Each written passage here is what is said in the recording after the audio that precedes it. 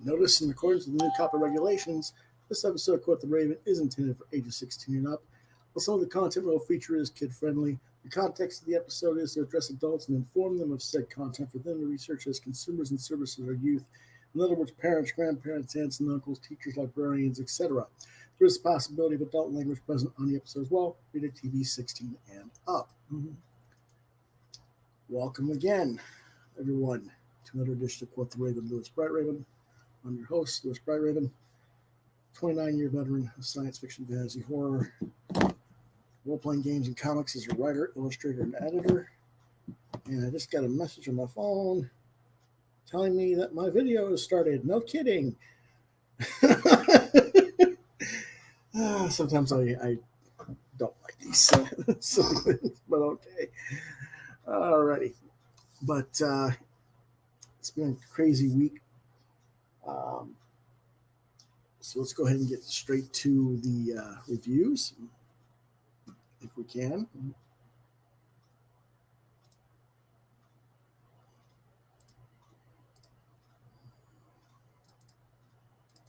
We'll start with All Summer Long.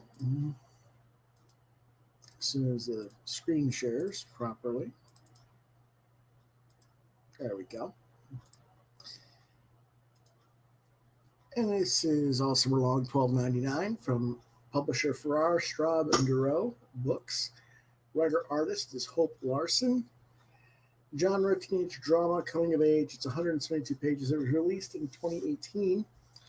I got it at Ollie's last week. Ollie's discount bargain outlet. And what it's about, 13-year-old Bina has a long summer ahead of her. She and her best friend Austin usually do everything together, but he's off to summer camp for a month, and he's been acting kind of weird lately anyway. So it's up to Bina to see how much fun she can have on her own. At first, it's a lot of guitar playing, boredom, and bad TV, but things look up when she finds an unlikely companion in Austin's older sister who enjoys music just as much as she does. But then Austin comes home from camp, and he's acting even weirder than when he left. How Bina and Austin rise above their growing pains and reestablish their friendship and respect for their differences makes for a touching and funny coming-of-age story. And Pop Culture's here. Pop Culture Adventure. Hey, Raven. Hey, Pop. Good to see you. Hope you're feeling better. Last time you hadn't had your second shot yet, and apparently it kicked your butt.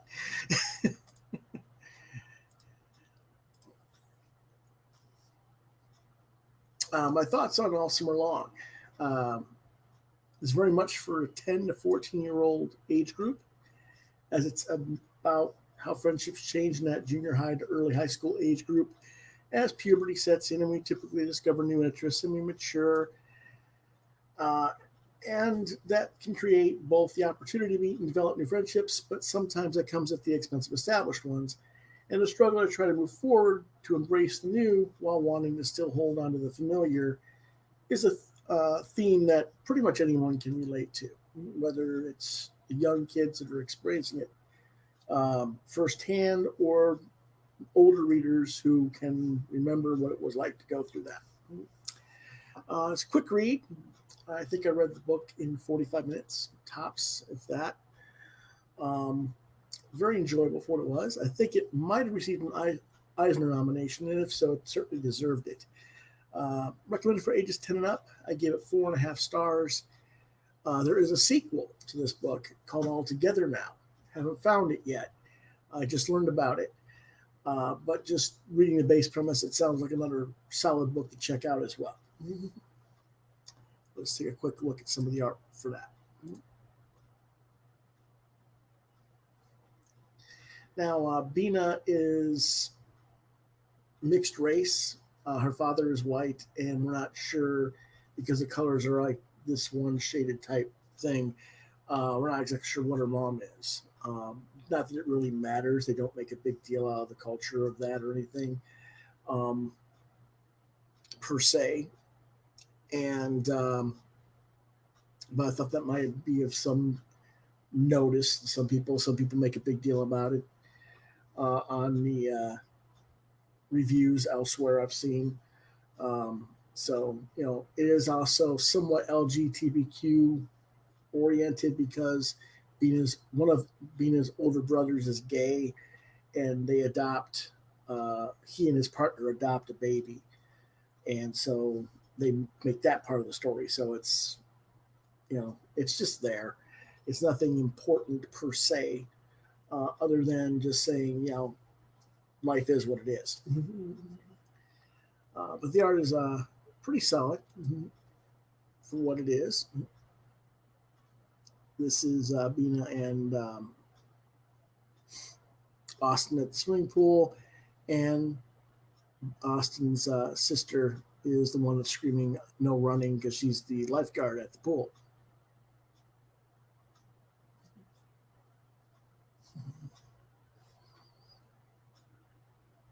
It's all this one tone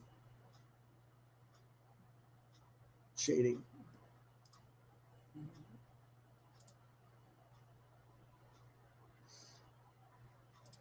Our next book is Catwoman, SOULSTEALER graphic novel. This is an adaptation of the prose fiction novel by Sarah J. Maas, adapted to graphic novel script by Louise Simonson, illustrated by Samantha Dodge.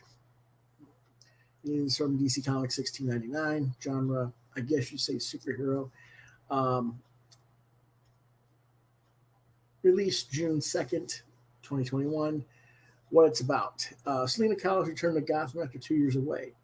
In her new identity of Holly Vanderhees, she is back to her usual antics. Catwoman, who is struggling to raise her younger sister with a plethora of hospital bills to pay off. She gets in trouble with the police but is rescued by Talia al Ghul and taken into the League of Assassins for several years of intense training. That's why she was away from Gotham. She has returned now in disguise as Catwoman, but the League, of course, are on her tail. Pardon the pun, if you will. Meanwhile, Luke Fox is Batwing. Bruce Wayne Batman is out of town and not in the story. He's dealing with his PTSD and Catwoman's rise to infamy in town as she commits her crimes. Catwoman also befriends Harley Quinn and Poison Ivy. And they have their own little misadventures, and Batwing has to stop them. But that's more complicated than either Luke or Selena expects. My thoughts are, Louise Simonson adapted this from a novel which I have not read, so I had to do a little bit of research. Based on what I have read online of reviews by others for the novel, the graphic novel is a solid adaptation, but because it's a graphic novel, some of the characters' backstories were left out or got cut short in different spots to quicken the pace of the story visually. Overall, it's all right. I see a lot of people who are complaining that because it's Selena with Luke instead of Bruce, that's a problem. I don't agree. I think that actually makes more sense. Saying yes, Bruce sort of has a messed up relationship with Talia al Ghul, and given that the League of Assassins are already on her case, it would be rather stupid to have her with Bruce, given that Bruce and Talia have a kid. Think about it. So I don't have a problem with the relationship between Selena and Luke in this story. Samantha Dodge's art is very nice. I hope DC gives her more work, but I hear this had a delayed release. I'm not sure if that was due to a changeover of the management. It probably did contribute to that, but I don't know how far behind the book was behind schedule or anything either. So I don't know. But either way, I'd rather read a Batman comic with this person's art than the typical art styles that have been featured for the past few years. The whole Jim Lee, David Finch, Greg Capullo, Jason Fabok, Image, garbage look. I'm sick and tired of seeing. So there's that. I'm sure there'll be plenty of whining and complaining from people about how things aren't old school enough in the book. But frankly, this is meant as a young adult novel, a teen novel, and not for 40 to 60 somethings with a bat pole stuck up their ass. so I don't want to hear it. I'd say the book is recommended for 15 up. Some might say 13 up, but I'll go 15. I give it 4 out of 5 stars. Here is some of the artwork.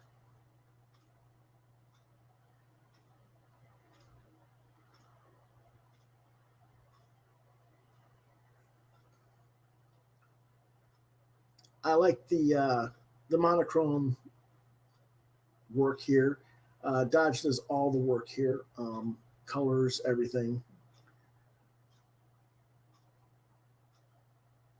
I like how she's doing different body poses for as Selena goes through all the laser wires and does things pretty well there.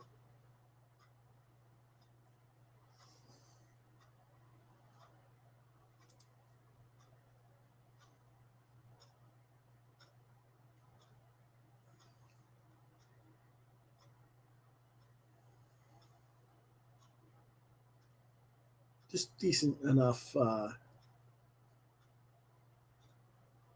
balance of different body forms and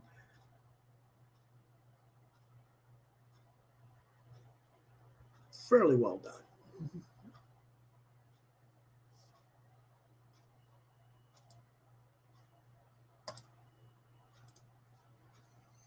And there again, after she's stolen the cat statue from the Museum of Antiquities, she goes to the top of the ceiling, or not ceiling, top of the roof rather, of the building, uh, and shoots out the bat signal. So and then because the bat signal was shot out, um, Luke gets called by Alfred, and Alfred tells him to go to the police station because he was called. So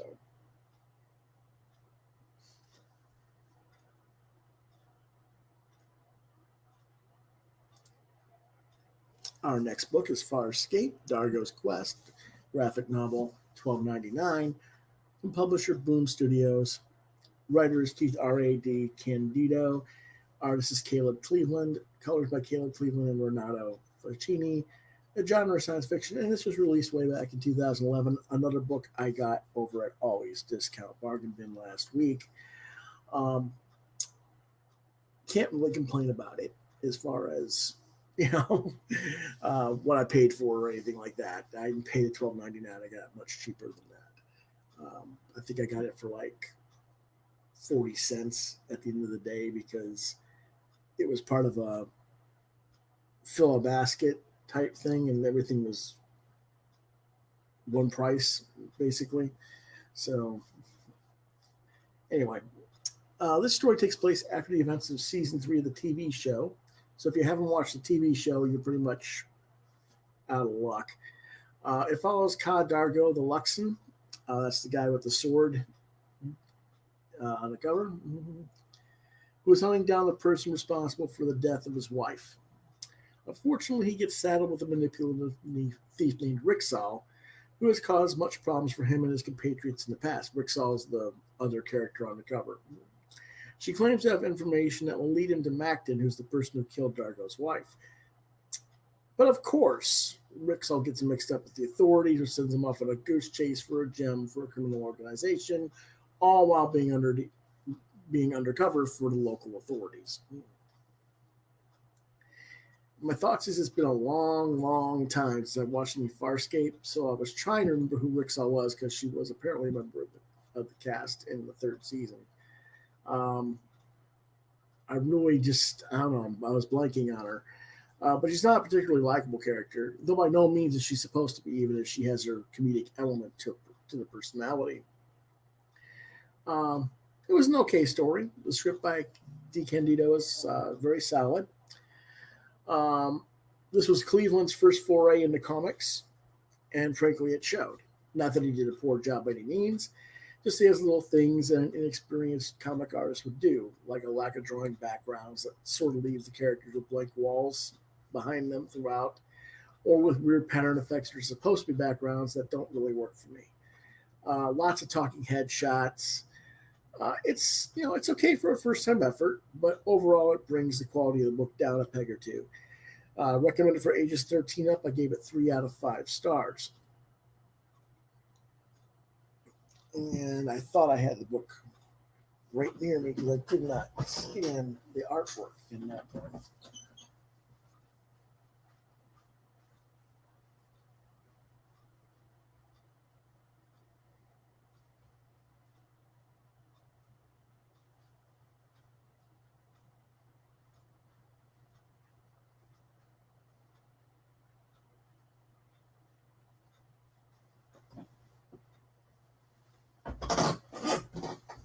Okay.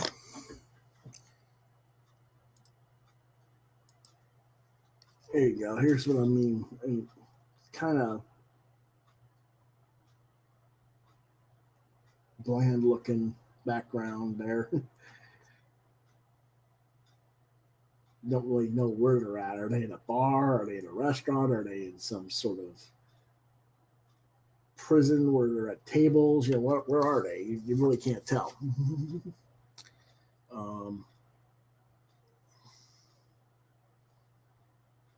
Cutting to Dargo. This is the scene of the bar where the guy is at the bar where his drinks are, and then everything else is like pretty much blank, or maybe just lights.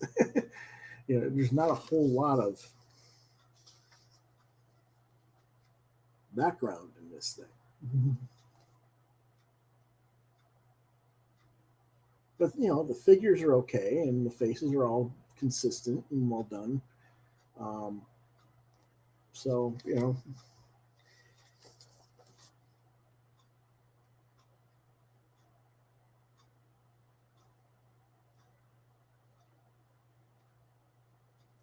it's that kind of a book, though. Overall, again, here we are. They're in a holding cell, being ready to be asked questions, and as you can see, it's just the two of them. You can't really see anything behind them. Not that you necessarily should, but most of them are blank walls, dark color anyway. But it's just that kind of thing throughout the book. So anyway, 3 out of 5 for that one. So that's what I got for reviews today. Now, what did I actually buy this week? Well, I got Eve number 2, I believe. Yes, Eve number 2, Boom Studios, Victor Laval, Jo Min Young, and Brittany Peer.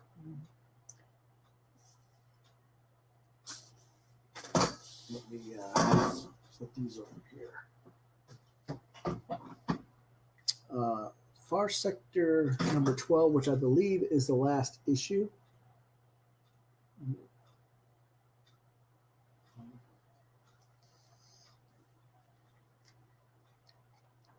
So I'll be looking forward to reading that.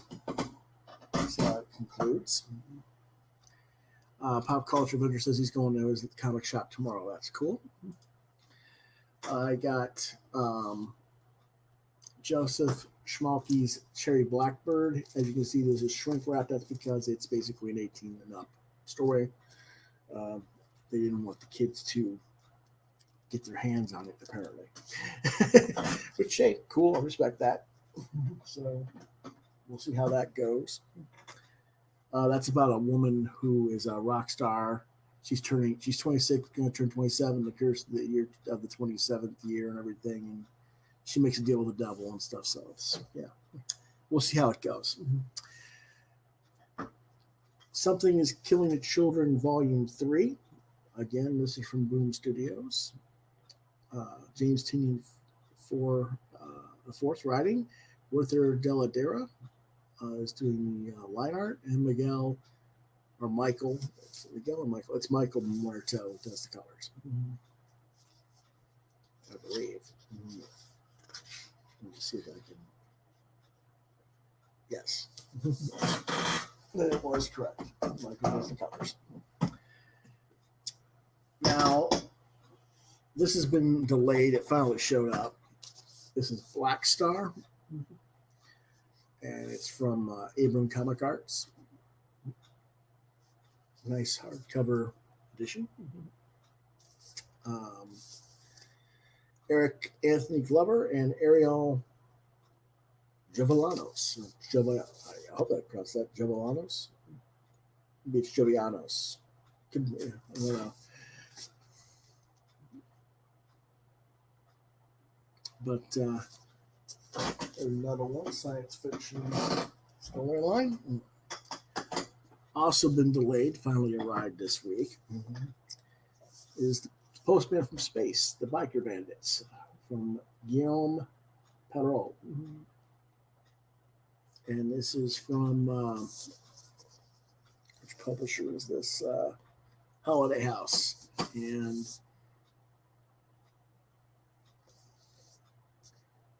for some reason, I didn't get the first one yet, I don't think. I'll have to talk to my retailer about that. But I'm looking forward to get a chance to read that. And lastly, not at my comic shop, but at the Dollar Tree. Yes, you can find comics, and not just comics, but hardcover books at the Dollar Tree. This is Windhaven. It's a graphic novel by George R.R. Martin and Lisa Tuttle as the writers, illustrated by Elsa Charretier. Charretier, pardon me. Hope I pronounced that right.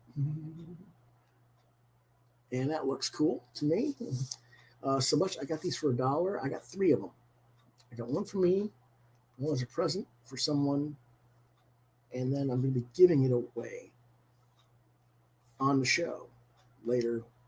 Possibly, I don't want to say this weekend, but maybe next month. So after I've reviewed it and make sure it's worth giving away. If it's not, then I'll give it to my library. But one way or another, I'll make do. But for those of you who know who George R.R. Martin is, that is the author, of course, of the Song of Fire and Ice, also known as the Game of Thrones. So, they have an original graphic novel co-written by him with Lisa Tuttle, who's also a very well-known science fiction fantasy author. Pretty cool. For $1, I can't really complain, even if it turns out being bad. I'm not going to complain for $1. I mean, come on. So that is all I got this week. Now, I think I mentioned this in the past. I got these sketchbooks. They're 110 pages inside. And I'm looking to do something really cool with them. I'm going to paint a themed character or cover on the front and back cover. Put a logo down the spine of some sort. On the inside, to the person who orders it, it'll say property of the person, of course. And then each page will have a line on both these sides for all 109 pages in the book. And what will happen is all the pages will be numbered, so that whenever you take these sketchbooks to conventions, they can write their name in on the page they do, so you always know which artist did which page, in case you can't read your signatures or they forget to sign. They can always put their name in print on that. Now, I've already started one, but I can't show it right now because it's our friend John Norris's birthday present for tomorrow. So we'll be revealing that tomorrow night because John will be here in the house, so to speak, literally in the house, actually, to come pick up his book and some other goodies for his birthday. And yes, he knows he's getting it. So he's like, probably bouncing off the walls, wondering what it's going to look like. So, but again, I can't give that away just yet. But that'll be tomorrow night.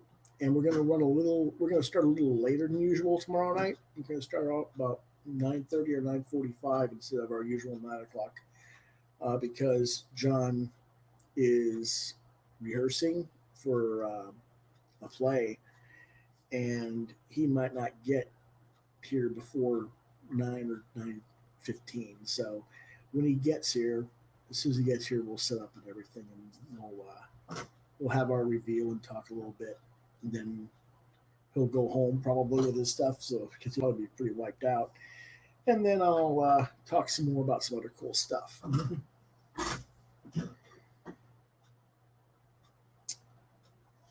And on Friday, we haven't officially determined yet what we're going to do. I think what I'm going to do is I'm going to review a couple of TV shows that I've gotten videos of. It depends on whether or not I can get them all watched in time. One is a Discovery of Witches, and the other one is, I think it's called Legacies or something like that. I don't know yet, but we'll see if we review that or if I do something else. I might not like the shows enough to talk about them. We'll see. But that is our schedule for Thursday and Friday this week so far. On Thursday, we will be, or Saturday, we'll have our live draw. Last weekend, I was doing this Brainiac piece that you see here. I am not happy with it. I am going to redo it. That's why it has not been completed. I'm not going to get into all the things I don't like about it. The main thing is it's just not symmetrical in the design. I need to get it straightened out. So I'll be redoing that. And I'll also be doing some other stuff as well. So Pop Culture had said it was a nice looking hardcover. Which one were you referring to? The Postman in Space, the Black Star, or the Windhaven? Possibly all three.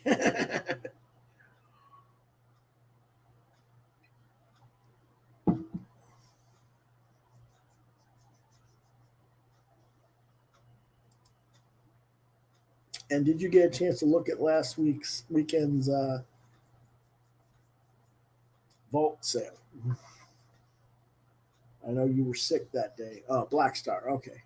Yeah, Black Star does look cool. As far as the cover, at least. The concept was pretty interesting to me as well.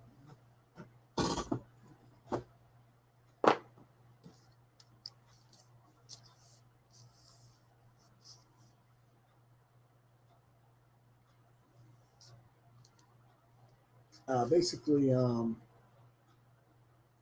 story is two astronauts have to race and battle against each other to recover a rescue shuttle that's built for only one person. So that ought to be interesting to see what happens there.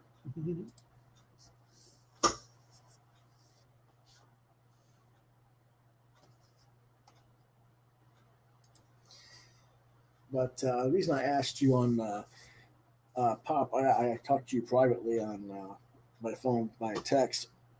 Nobody really came last weekend to watch the show. John forgot. He was busy.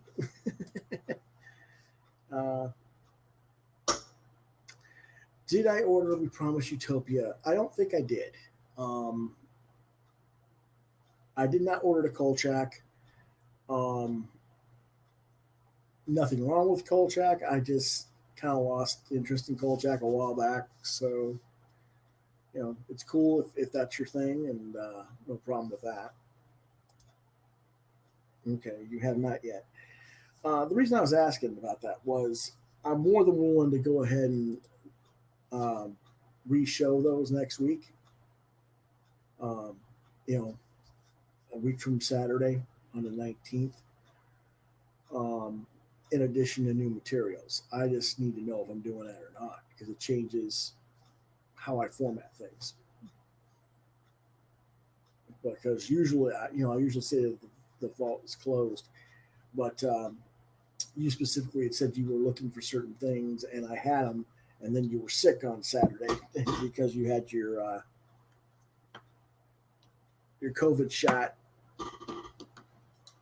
So hopefully, I will not have the same reaction.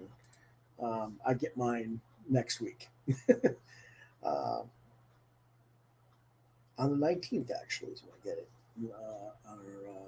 No, not on the 19th. I get it on the week from tomorrow, anyway. Thursday of next week is when I'm getting it. So hopefully, I will not be too down.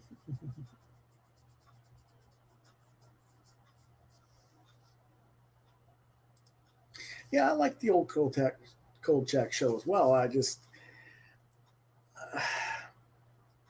think for me, it's that there's so much out there that unless it's a creative team I really want to read or something, I've kind of already been there, done that. So I'm always looking for something different.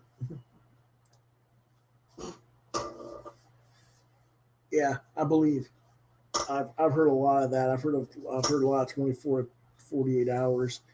Um, or not bad reaction, but it affects you badly enough that you're out of it for a while. Um, if that's what happens to me, then I won't have a show next week. That's all. Tell them, hey, I'm too out of it. COVID killed me. I'll let you know when I resurrect like Jesus.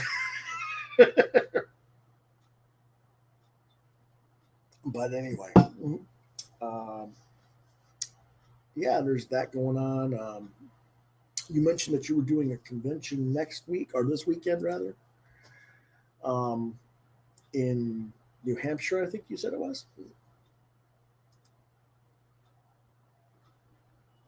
Let me check the text again.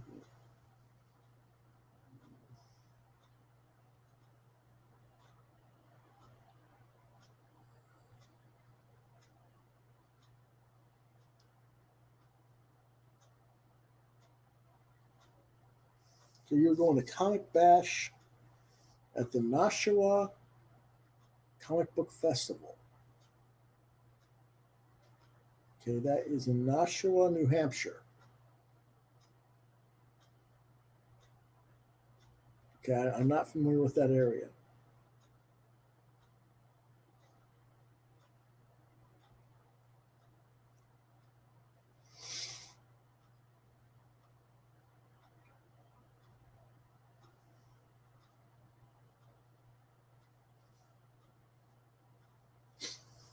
Oh, that's interesting.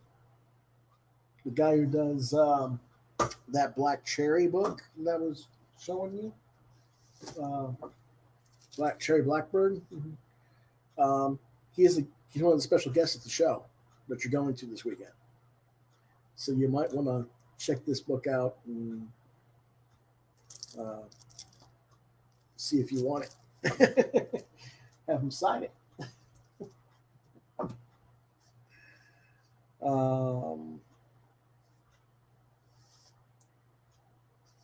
Trying to see what else it has to say here. It's just a 1 day show for 5 hours. Wow. That's a really, oh, okay. It's like a, okay, mini show. Okay, that's cool. Well, it's still a 2 hour drive. It's 2 hour. Well, it's a 2 hour drive there one way or 2 hour overall. Because that's 4 hours. So if you leave, to get there early, and you're there for the whole day, for the 5 hour period, and then drive back, that's a long time. Especially if the missus doesn't like it.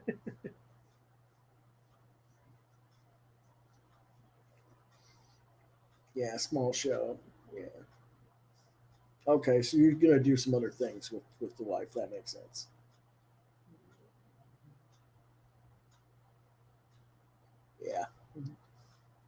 That's cool.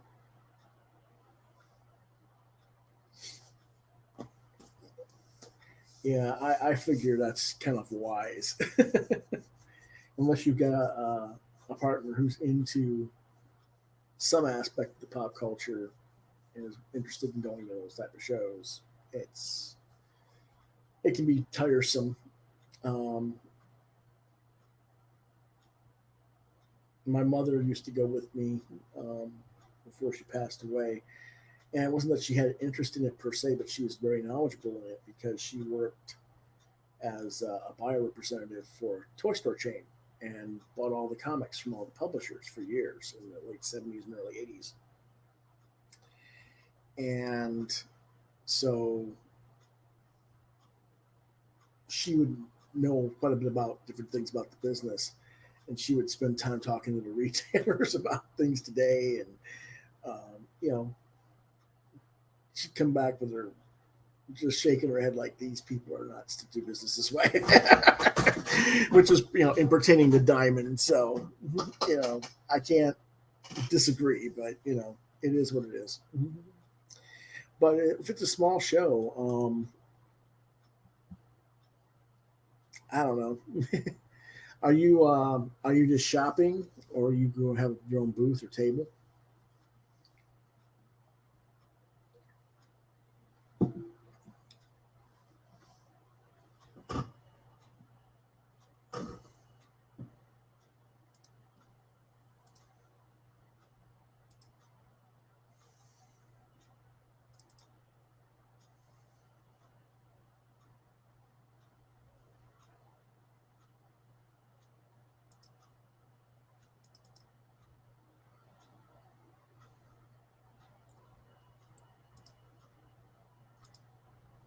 Just shopping. Okay, that's cool.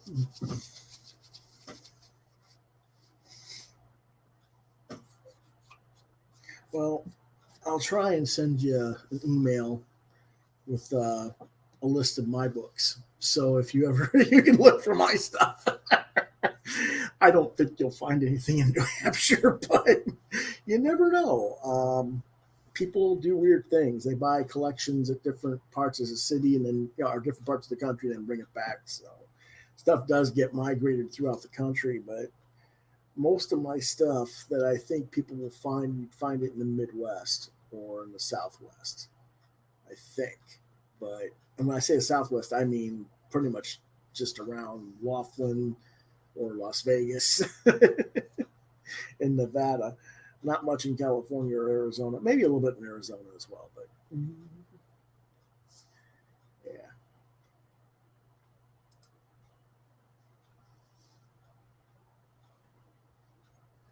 yeah, cool. Well, all the gold key Charlton Dell comics are kind of oddball, but still they're fun to look at, and that they're in good shape. I mean,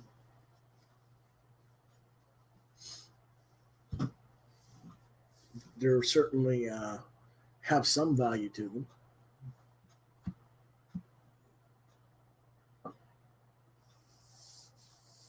But like I said, I'll be giving away that a copy, probably giving away that a copy of that Windhaven, and I'll also be giving away copies of um,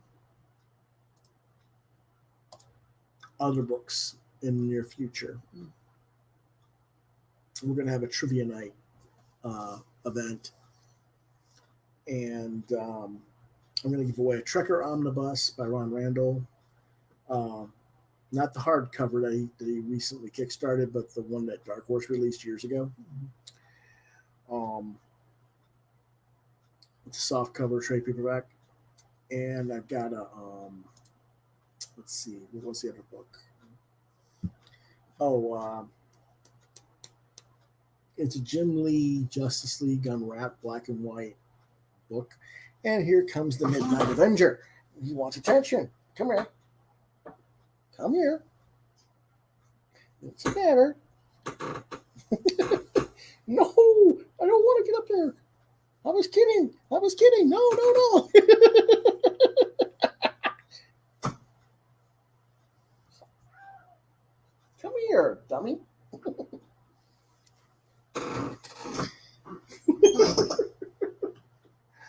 He wants attention.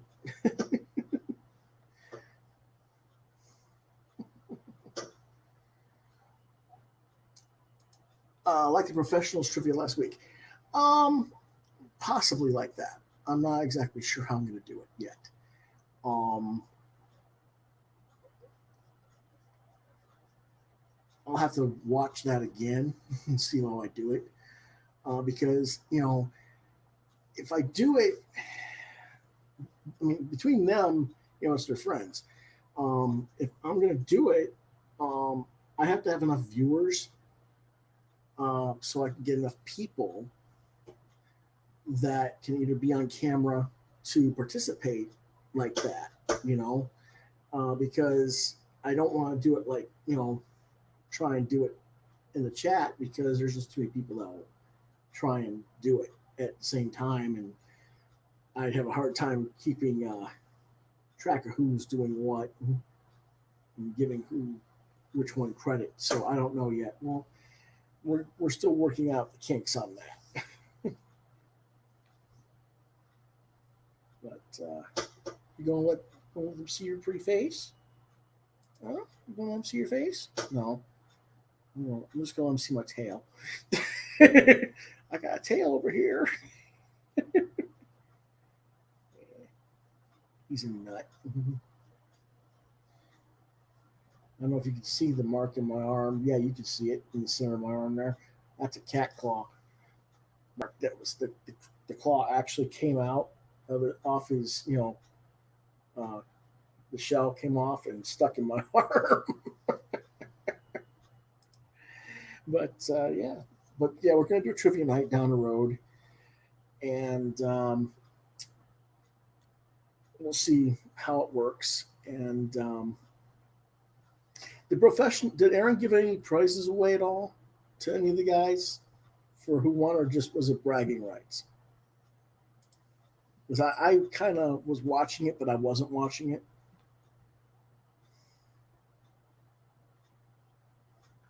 Oh yeah, he gets me all the time.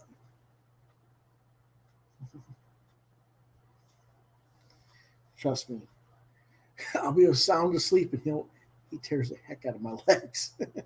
Just bragging rights. Yeah. Okay. Yeah. See, I figured. See, that's the thing. I want to give some stuff away. So we'll see what goes on. But obviously, I'll be giving away some more of my own sketchbook. Wingman. I'll be giving away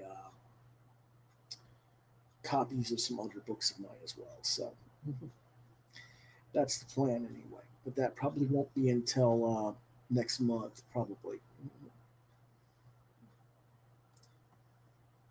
So, alrighty then, folks. I appreciate those who have come on to watch, and people who will come to watch in the replay later on. But I have to get ready to go out and take care of some more business. Part of which is feeding this monster, because that's what he's begging for, basically. Even though it's only 5:30 and he doesn't get fed for another hour and a half. That's the cat. That's what, So anyway, let's see what we got here. Speaking of the art book, you